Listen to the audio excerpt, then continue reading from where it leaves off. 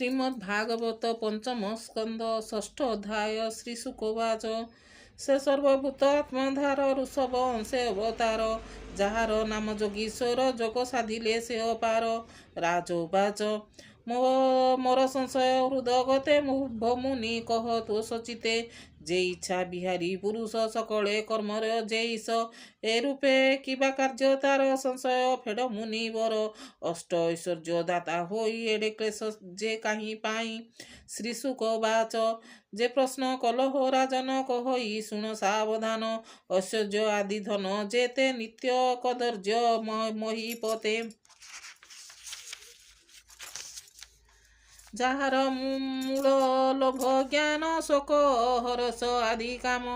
ए सर्व jar मूले होई प्राणी की बंधन कराई के साध्य करू मने मूढ़ पामर हीन जने एबे हो शुण महीपाल राजा ऋषभ महाबल जार अखिल लोकपाल कर बहंती चरण जुगल से देव नानादि लक्षणे जडर प्राय आचरणे भ्रमंती नाना देश ग्रामे जोग शिखाई जोगी गणे एमंते गला केते दिन शुण राजन एक मन ऋषभ मने विचारिले देह छाड़बू बोइले आत्मारे मन को बुड़ाई निश्चल ध्यान मन देई एमंत मुक्ति फल रूपे होई से ईश्वर स्वरूपे ऋतुर प्राय देह मन इच्छा जिह्वारे महाज्ञान दक्षिण कर्णाटक सहरे मिलिले कुक्कुट नगरे तहिरे उपवन सेई बुलंती मुक्त बेश होई एमंत पवन बेगरे अग्नि जलिला अति घरे वनस्थ जीव वृक्ष मान शीघ्र से करई दहन से जड़ रूपे जोगीश्वर पशिले अग्निर भीतर पवन बेगे अग्नि खरे दहिला ताहांक शरीरे पाषाण पणे जेणु होई कुपथ मानसे लभई कली जुगरे नरनाथ होइबे माया विमोहित शौच पवित्र दूर करी देवता निंदा जे आचरी कलिर आचार जेसन तहिरे होई विभ्रमण देव ब्राह्मण यज्ञ मान निंदा करिबे अनुक्षण सुपथ धर्म जे हुड़िबे कुमार्ग पथ आचरिबे कहिबा शुण नृपवर ए जे ऋषभ अवतार राजस गुण रे युक्त भक्ति कले जे विख्यात जार गुण ए संसारे गायन कले साधुन रे शपथ सिंधु आदि करी आबर जेते वसुंधरी दीप बरस भद्रसेन जहिरे जन्म प्राणी मान अखिल जन्म जन जे ठाकुर ताहार जन्म अवतार गायन करती हरसे केबा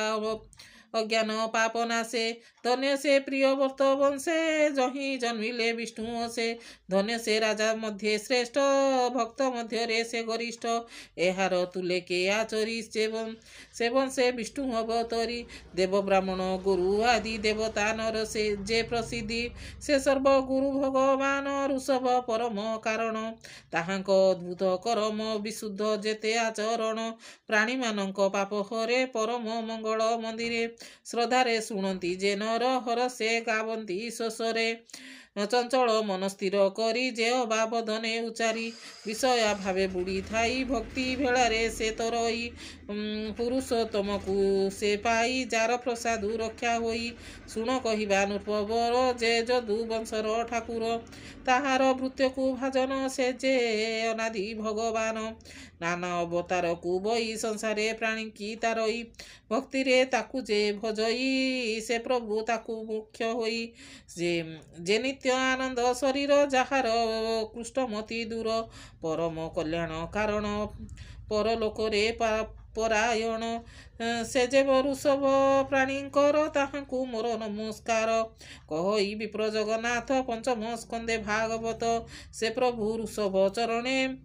मम न रहु अनुक्षणे इति श्रीमद्भागवते महापुराणे परमहंस संहिताये 82 पंचम स्कंदे ऋषभ चरिते नाम षष्ठोऽध्याय।